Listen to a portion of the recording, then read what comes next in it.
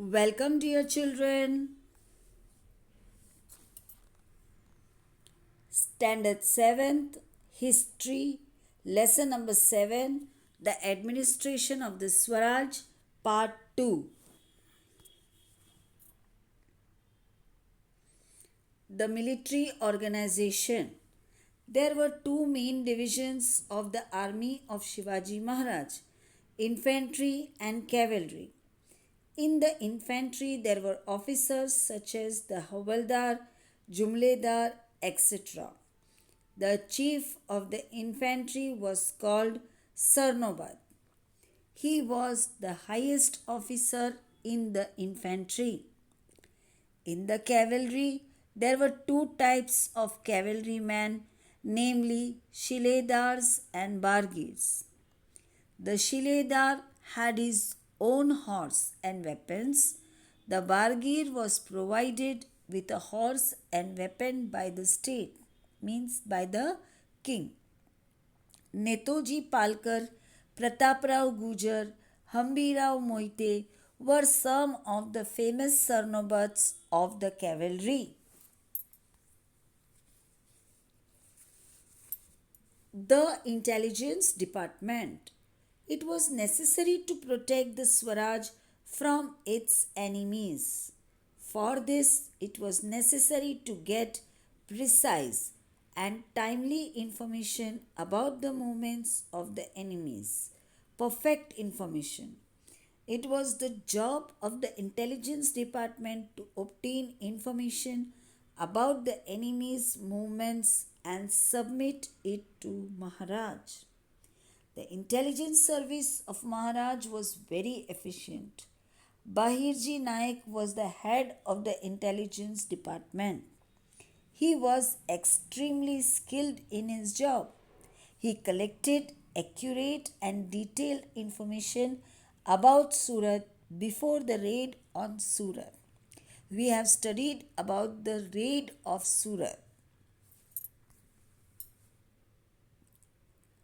Forts. Forts were of great importance in the medieval age. Possession of a fort made it possible to keep an eye on the surrounding area. In case of foreign invasion, it was possible to protect the people taking shelter in the fort. It was possible to store in the fort food grains, war materials, ammunition, and military garrison. Military garrison means a group of soldiers.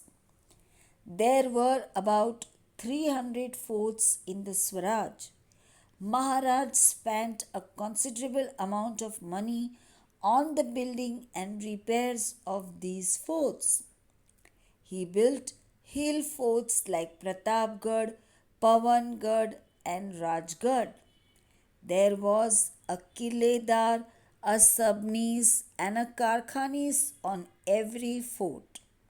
The Karkhanis looked after the storage of food grains and maintenance of war material on the fort.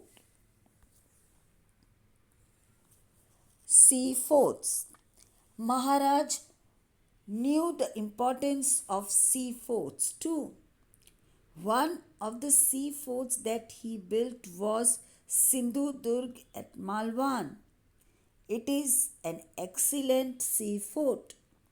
The foundation of this fort was filled with 5 khandis of lead to make it strong.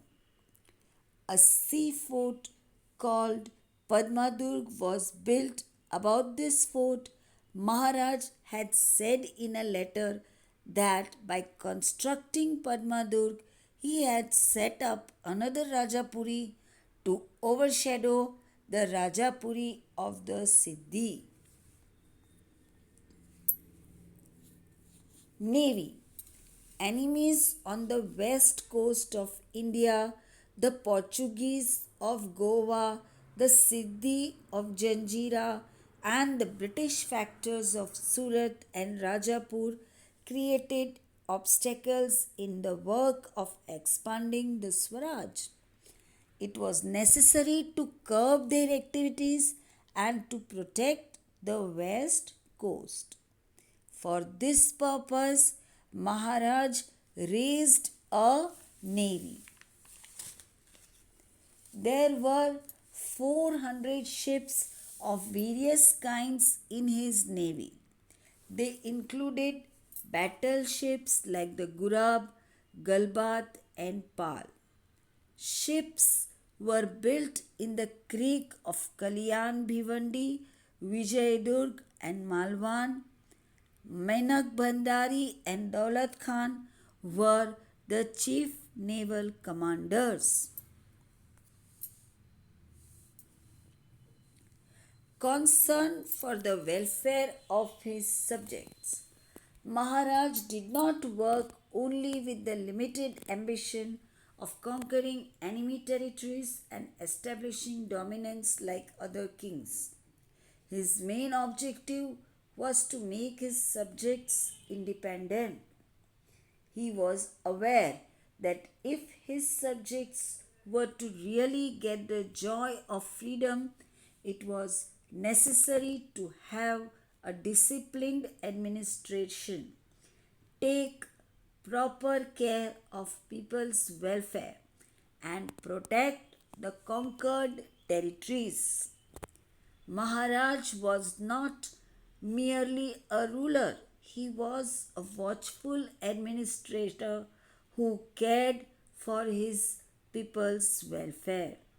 This is clearly seen in his administration of the state. Thank you.